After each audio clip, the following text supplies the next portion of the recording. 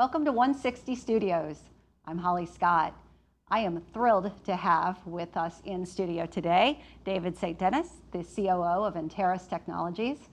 Anteris is a very unique company, specifically focused in heart cardiovascular innovation, and I'm excited to get into what they do and why this is such an interesting time for the organization overall. As you know, followers, our organization follows and pays close attention to the cardiovascular innovative side. Structural heart is a segment of the market that is expected to continue to grow. And in particular, one of Anteris's focus is aortic stenosis.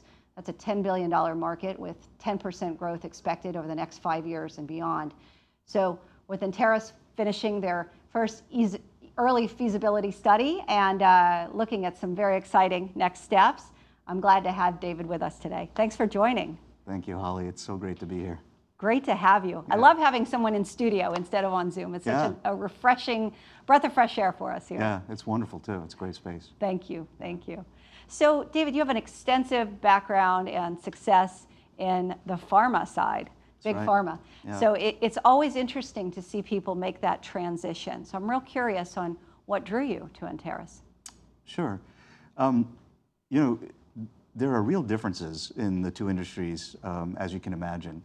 You know, what I'll say about med device, which I find fascinating as distinct from pharma, is in pharma, you know, we develop therapies and we help patients, but we don't get to really see acutely those benefits. I mean, there's been so many amazing things that have happened. You just think about the advancements in the treatment of childhood cancers, for instance, and you see the amazing benefits.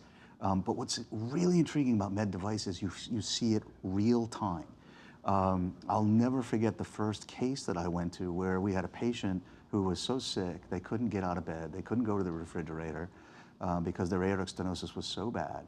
And then the procedure was done, and the very next day they're walking around like, you know, a youthful child. And I was like, wow, that's fascinating. So that's incredible. The part about pharma that I think is different, biotech and pharma, is med device often tends to focus on, you know, a mechanistic symptom treatment. You know, this piece is not functioning, so let's make it function again. Whereas traditionally in pharma and biotech, we tend to think holistically about the system and the disease management overall. And I think that's what makes Anteris a unique combination, because we come at it with a disease management, systematic treatment perspective, but we're still delivering medical devices. And so you get that immediate effect, but we're focused on that effect being much more holistic, I guess is the way I'd characterize it. That's interesting, and it's an ambitious goal coming from where you're coming from the industry side. From the material side, though, there's some substance there. There's a little bit of history to build on. Tell us a little bit about that. Yeah, so the company had a product initially, which was a bioengineered tissue, acellular. It was used in the treatment of congenital heart disease, basically, pediatrics. And its main benefit was it doesn't calcify. Calcification is a big problem in those little kids who are suffering with those diseases. And so we know we had a great platform to work from. And we saw a huge opportunity in structural heart, particularly in the treatment of aortic stenosis. And so we pulled together a group of, you know, some of the most preeminent advisors in the space, and we said, if we were going to approach this opportunity to potentially, you know, drive a better outcome with this great tissue platform, what would we do? And that's how our journey with TAVR started. It was clinician-driven and clinical need-driven. And they trusted us because the material itself has been used in over 55,000 patients. It's got a huge amount of clinical evidence that shows that it doesn't calcify over a 10-year period of time. And so they already knew that we weren't just some, you know, rinky-dink startup, but we already had, you know, a platform that was credible. And we also had a management team that knew what to do with that platform. And so I think we formed a good bond. And again, I think one of the things we can talk about is what is the model we use to collaborate with these clinicians and practitioners. And I think that made a difference.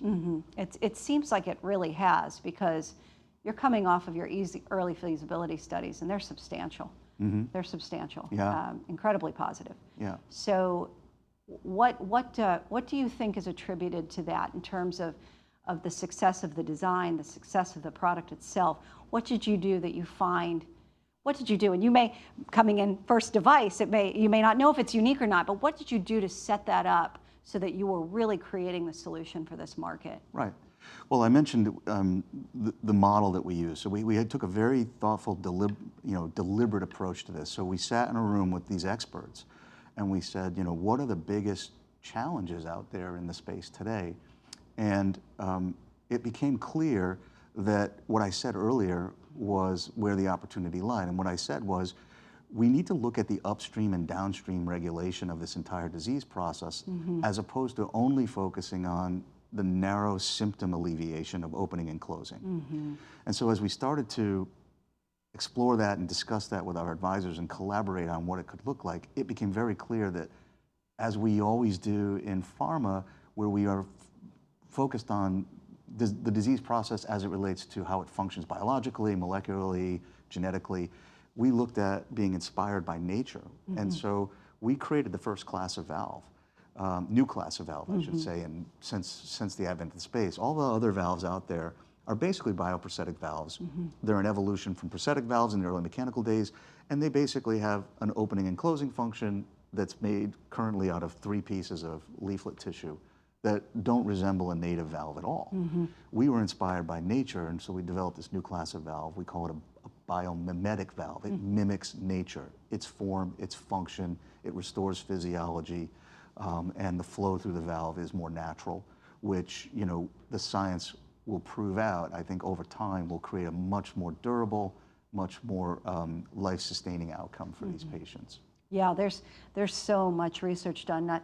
The two big points here in terms of what I took away from research and from our conversations is not only the biomimetic properties. The biomimetic properties alone will create better hemodynamics, and long term, that creates a better longevity for the product itself. That's right. Because even the very subtle differences in the biomimetic versus the natural flow are going to incrementally cause issue. Yeah, and then the calcification, that is a huge factor, and especially, as we've discussed, I have a personal passion on the pediatric side. Right. These kids are going to live a long time. They're outliving all these valves, and the calcification is a big issue. So if you can mitigate that and limit intervention, that's huge. It is huge. Yeah. Yeah, and there's other things to consider, of course, calcification, but also fibrosis. So if you look at, not to get too geeky here, but if you look at the cascading mechanism of why these valves fail and why the leaflets get compromised and why ultimately you have degradation of the performance of the valve, it's, yes, calcification, it's also fibrosis, it's thrombosis. It has everything to do with the properties of the tissue, but also the movement of the leaflets. I think the engineers call it kinetics, leaflet kinetics. And so there's a lot of science that goes into this. It's not just, oh, hey, let's take some tissue and stamp something out. It's really been engineered in concert with these experts, and I think that's the real key.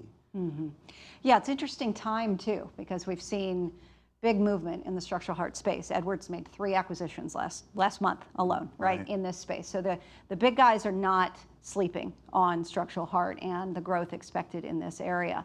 So now here you are with a new class of valves. Right.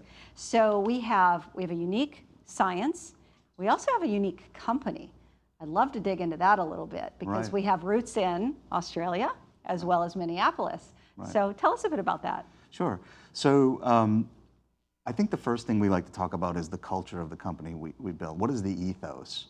And again, it's a curious, disruptive for the sake of innovation, not necessarily just sheer disruption, place where we think great minds can get together and try to solve big problems for the benefit of patients. And I know a lot of companies say that, but we live it every single day. If you talk to any of our employees or any of the collaborators, the physicians we work with, it's more of a workshop environment as well as a discovery environment. And ultimately, we put that discovery into practice and we see clinical outcomes.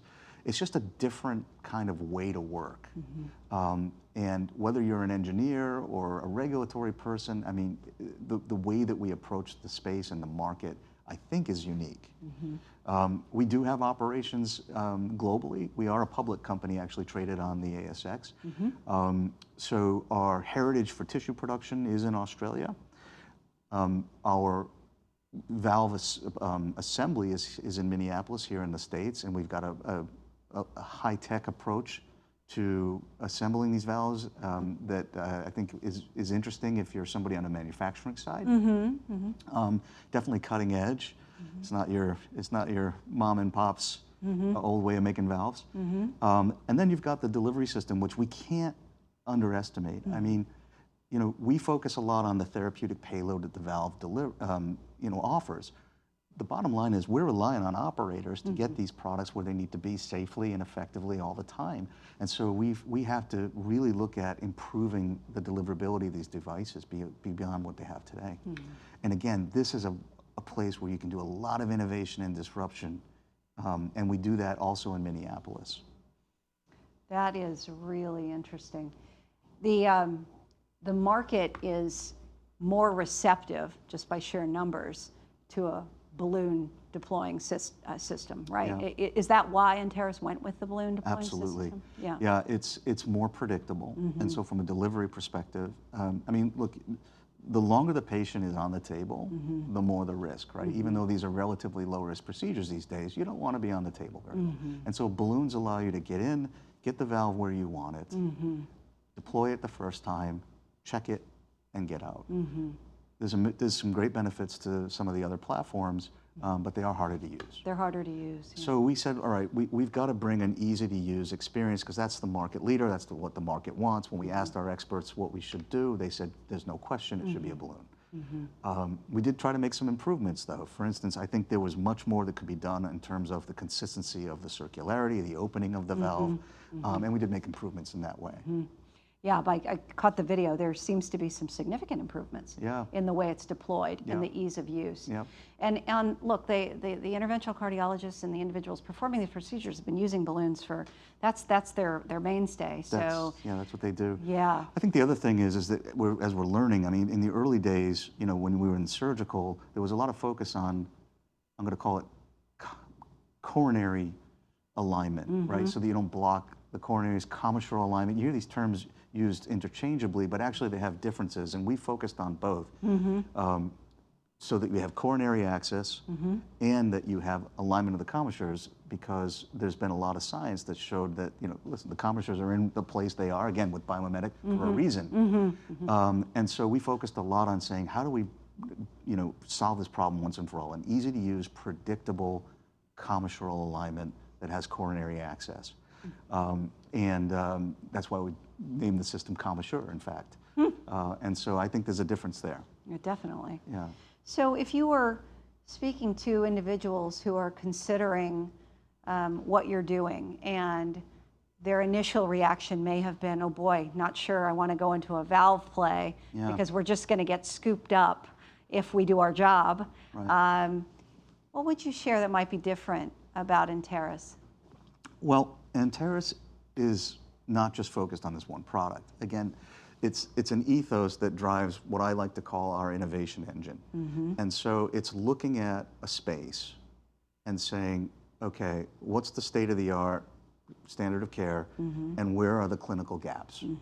And let's fill those clinical gaps, and let's use biomimetic thinking, systematic thinking, disease management thinking to reassess it.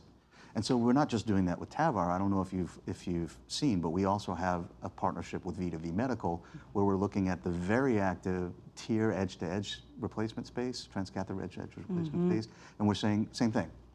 Great advancements, but where are we leaving opportunity on the table to bring better outcomes? So it's not just about coming and developing a product, get on the market, and getting ourselves sold.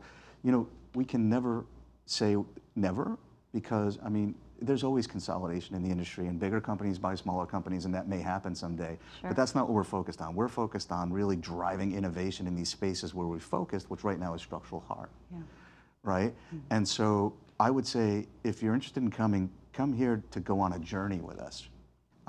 Where that journey takes us, I mean, no one knows anyway. So I would just say enjoy the ride and be part of something really, really special and important. And that should be enough. And there's so many problems we can solve. It's not just for engineers. Okay, if we look at the space and we say we can, help the blood flow through the valve better, that's an engineering thing. If we want to look at clinical data, that's a clinical data. Clinical ops, regulatory, getting products. I mean, we're doing all the things that engage all the people. But think about this: the space, aortic stenosis, severe aortic stenosis. I know there's a lot of discussion about treating patients earlier and what the benefits could be, and we'll have to see how that data pans out. And I think we'll have a lot to offer in that space. But if you look at what's just happening today, the number of patients who go into a cardiologist's office presenting symptoms are given an echo and come back with, a diagnosis of severe aortic stenosis that are going into heart teams and being referred for therapy is too low. Now, there's a lot of reasons for that. Some of it is product limitation. We're addressing that. But there's a big job to do, whether it's with us, whether it's otherwise, to drive change in the industry to get more patients diagnosed and treated. And so even if you're not an engineer, even if you're not a clinical person, even if you're not a marketing person, let's just say you're a market development or market access person, we're looking at big things, right? So I would say there's a role for everybody. Yeah, that's incredibly exciting too for someone like me, because I know you and I share this passion we chatted about earlier, in particular for women's health. So cardiovascular disease in women's health is disproportionately affected, right? It really is. Yeah. And aortic stenosis is one of those areas that across all genders is underdiagnosed and undertreated. And a lot of it is, like you said, it's almost like a wait and see game. It's like, okay, you're showing some signs, but we really can't do anything. So they just wait until your heart gets worse. Right. And then the women, it's a lot of it's ignored, Totally. Either individual or clinically. Yeah, and we've seen some focus on that, which is, I think, commendable. But there's way more to do. I think we got to look at educating women to say, you need to advocate for yourself more in the clinic. You need to use the key words that get you attention in terms of what your symptoms are, because women present differently. They also, let's face it, they tend to complain a little bit less. If I can say that. Power through, absolutely. Yeah. And so, we really have to educate women. We have to educate the system. We have to address the guidelines. We have to, and we're starting to see some real good advancements on this, but we have to do way more. We're starting to see trial design that's differentiated. At the end of the day, though, let's say we fixed all those problems, you still got to deliver a therapy that's for those smaller patients and smaller annuli. And again, whether you have a small or a large annulus, you want to restore the physiology. And that's where we're really focused. Is saying, how do we return patients to health? And in theory, not only are you returning them to health and you're keeping the damage from continuing, you might even be able to reverse some of the damage. And then Valhalla is if we can actually say, all right, we can safely intervene earlier because this new technology won't cause other problems that we won't want to compromise on when we're thinking about medical management. Yes, it's so when we think big picture on the organization, and as someone who gets excited about career opportunities, I encourage individuals to think about who they would become by being a part of this effort. Right. In most startups, you see a product that's early, tested, goes through clinicals, you need certain milestones to be met. And really, in this space, you're fortunate to get picked up by a bigger strategic because they have the distribution channels. And usually it's a one product for an elegant solution. Yeah.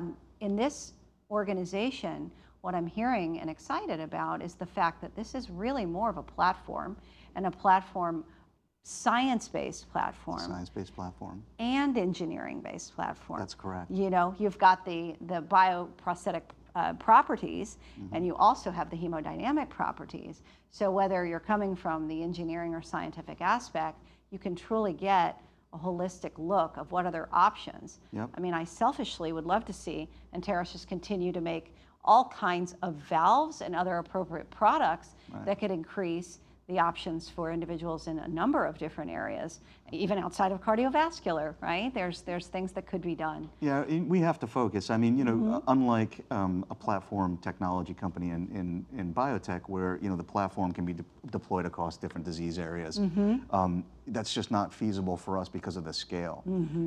And so we've decided to focus on structural heart. There is a tremendous amount of opportunity in the nexus between the mechanical and the biological that we haven't even tapped yet. So that's our wheelhouse, and we can do that. And I think, whether or not it's applied to other areas, we have to see, right? That's the fun, right? So we go down these roads, we see the successes, and the successes may allow us to invest in other areas for exploration. And look, structural heart alone, there's tremendous opportunity. Huge opportunity. But you know what's amazing? I hear this a lot, oh, you're a smaller company, so obviously you need to, get it bought because of the access to the channels. Again, coming from the background that myself and our CEO are from, we're used to launching drugs with thousands of reps in thousands of centers, and hundreds of thousands of doctors' offices. The structural heart space actually, when you look at, for instance, the treatment of aortic stenosis, it's not that big in terms of the customers you have to cover. We know how to do this all day long. We've done this for 25 years, how to actively get market access, how to deploy a field force to get penetration to in those accounts. It's actually not that big. So you can have an oversized impact as a relatively small company.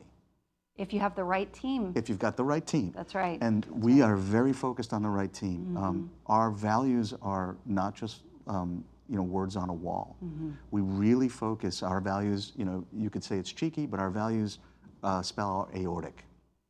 And the C stands for courage, which is where all amazing things happen. But there's a reason it's at the end, because in order to have courage to take chances and be brave with your vision, you have to know that you've got an accountable organization.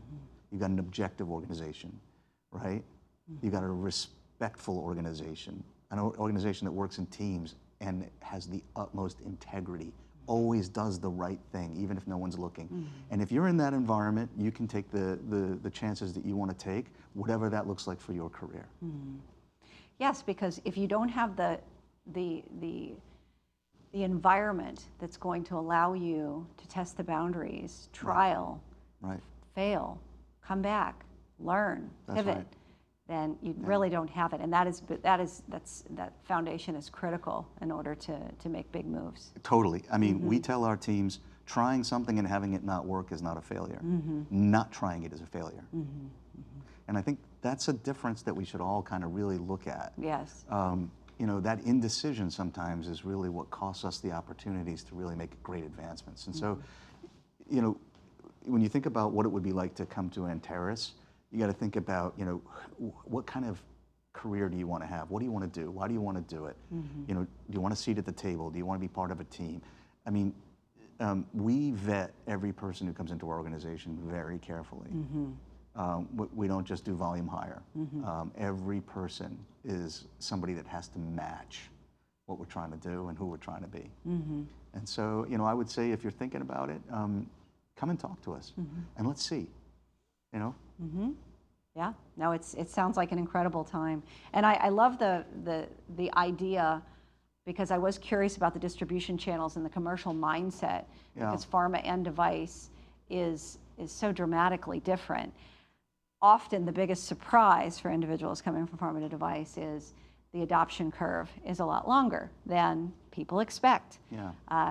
What I like about what you've built into your plan, and I assume based on your expertise as well as the CEO's expertise in the commercial side, you must have thought through that when you brought in your clinicians early, in terms of making sure that this would be seamless. Yeah. If you look at the advisory board who we've worked with from the beginning of this process, without exaggeration, I would have to say they probably control 25% of the volume in the United States. So, they'll be in our pivotal trial, and so when you think about the penetration at 25% of the market within the first year to 2 years, a lot of people will say, you'll struggle to get 5% market share. I don't think we're going to struggle. Not if we continue to see the results clinically that we have with this product. Yeah, I mean, Wayne's had some pretty ambitious statements in the last report saying, you know, he expected break even in like 9 months. And that was like, I thought, wow, that's remarkable. But let's even if it were double that, Yeah. within a med tech startup world, specifically Right. in structural heart, Yeah. they would be grateful for that kind of statement. You know, But the math is your friend here, Holly. I hear what you're saying, but Yeah. again, if we break it down, Yeah. let's say that the market isn't 10 billion by the time we come. Let's say it's 5. Yeah. What's 10% of that? 500 million. Yeah. What's 1%? Yeah. Right? You're right. So right. let's say you get 1% market share, which is, you know, nothing. Right.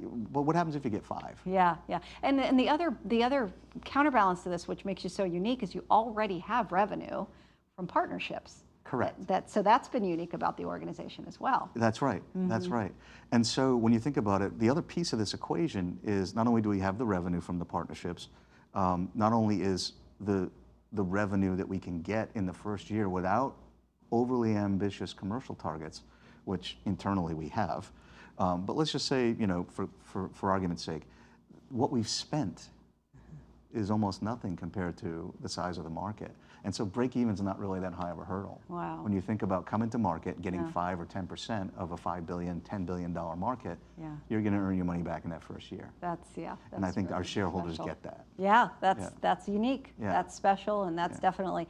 And when you think about the opportunity to be in that kind of nimble and collaborative and energetic environment that you express when it comes to being a young company, well, young in the sense that you're young and working towards lofty goals together and able to collaborate in that fashion, that is typically in a startup that has this big layer of financial risk. And what if we don't make it to the next milestone? You know, so we're in a position now where a lot of this has been de-risked based on your recent clinical data. Not only has it been de-risked clinically, and again, you know, but it's also de-risked financially because we're already a public company. I think that's distinct. We raise money on the markets. We just, I mean, this year alone, we've raised, you know, 30, 40, 50 million in 1 year. You know, that's unheard of in startup companies. You know, they usually struggle with their Series A, B, and C, and then, you know, the ones that really have legs will get 100 million for their pivotal trial. We're not going to struggle to raise that kind of money. And the clinical results that we have, right, speak for themselves. Exactly.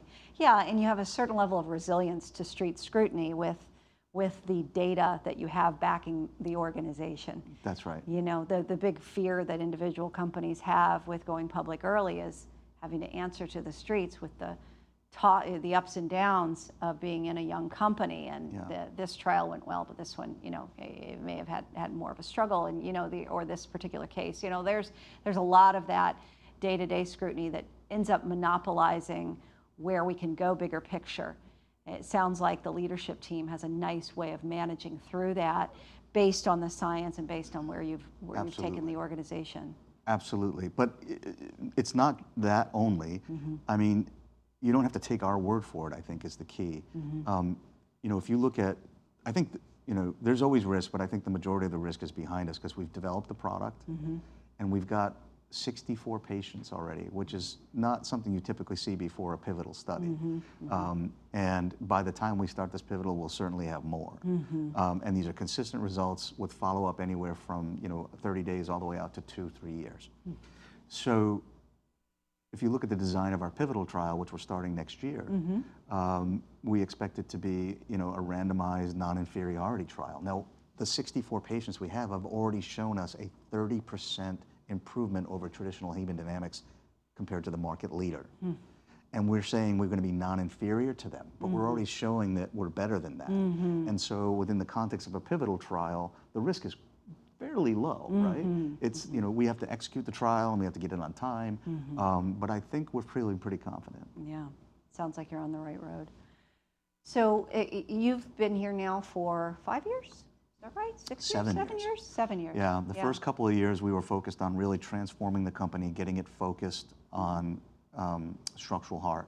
So we had to divest a lot of, you know, unrelated businesses, focus in on the tissue technology business, get that to a point where it was commercially viable enough to attract a buyer, which we did in 2019, right before COVID, sold the CardioCell and VascuCell line of products to LeMaitre, who is now selling those products. And then for the last 4 or 5 years, we've really been focused on developing this product. It must have been a fun road for you coming from, what an interesting experience that you've been part of. It was incredible. I have to say I was fortunate because early in my career, I joined a company called Millennium Pharmaceuticals, which was this Cambridge-based biotech, which turned out to be, the darling.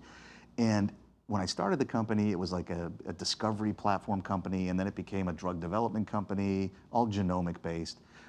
Ultimately, all the way through lots of partnerships and everything to commercial in oncology. And so I was in portfolio management, I was in finance, I was in all these different functions. And then I spent the majority of my career in Europe in commercial at Serono and Merck.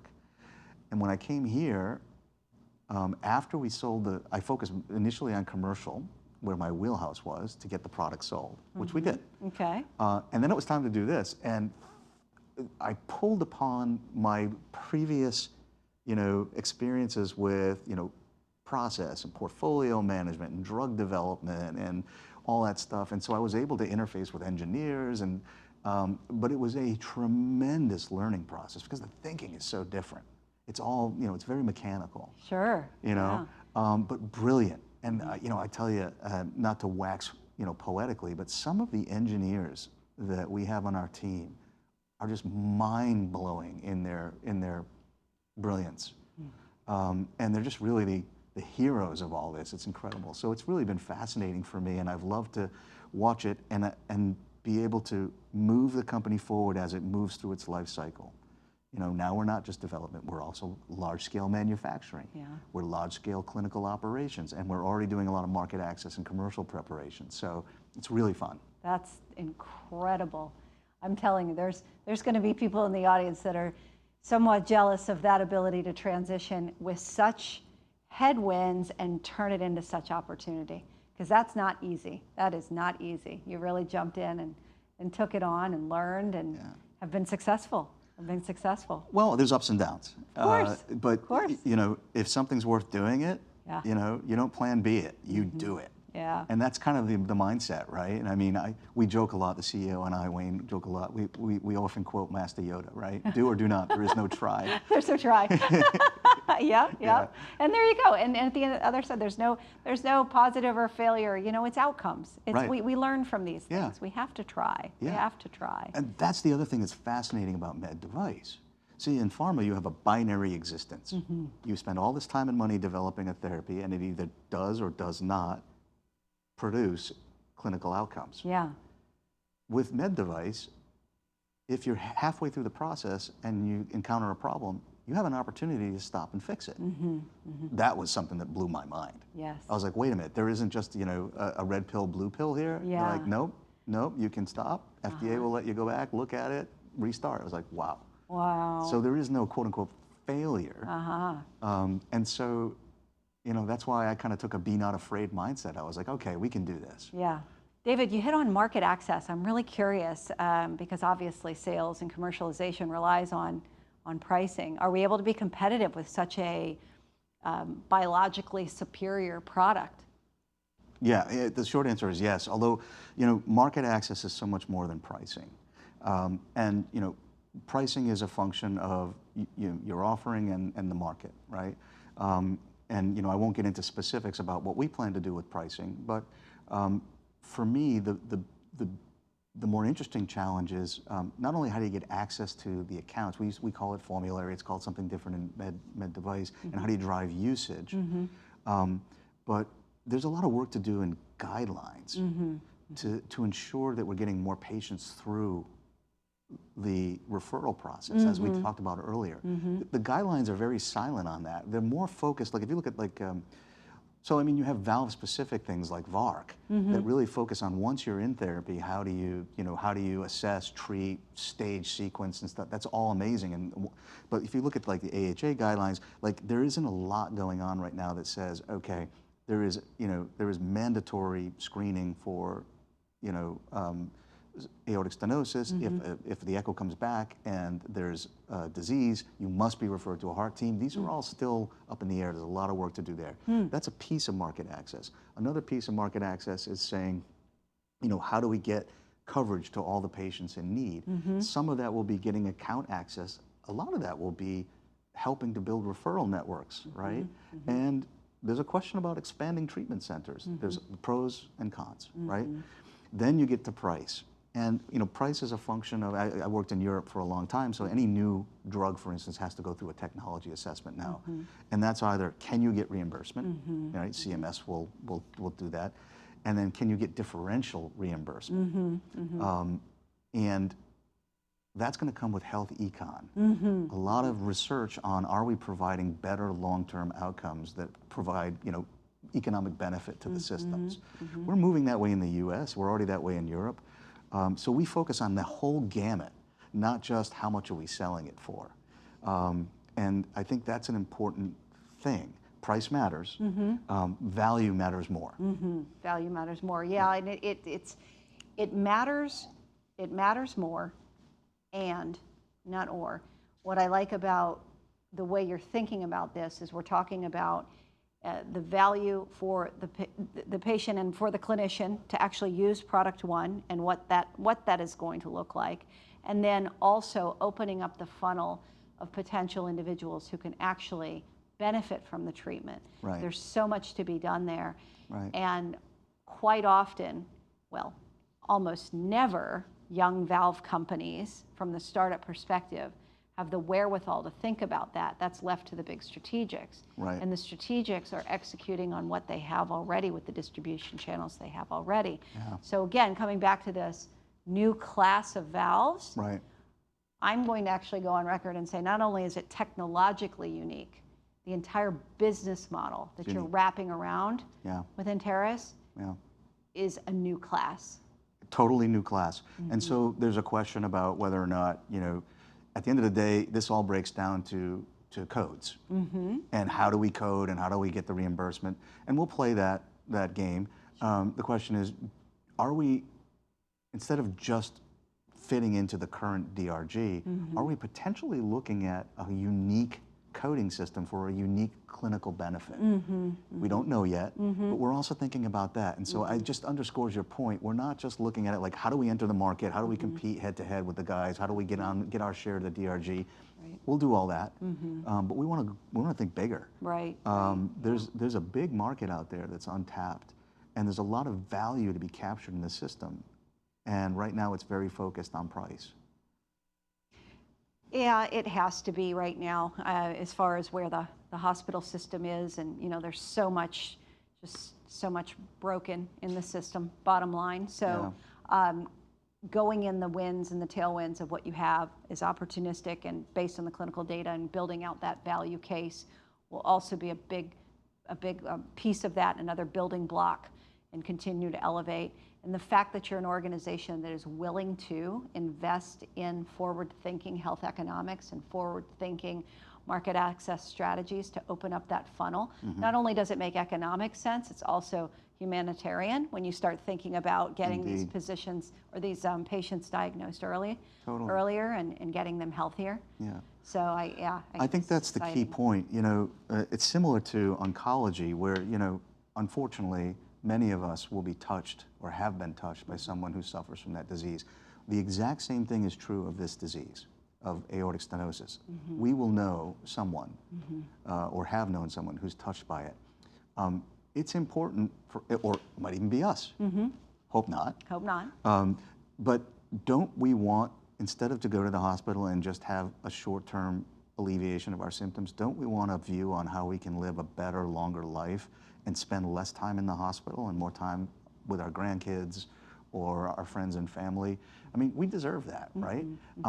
I don't know why we're leaving it on the table. I get that there's complications. It is a complicated issue. We're only one voice.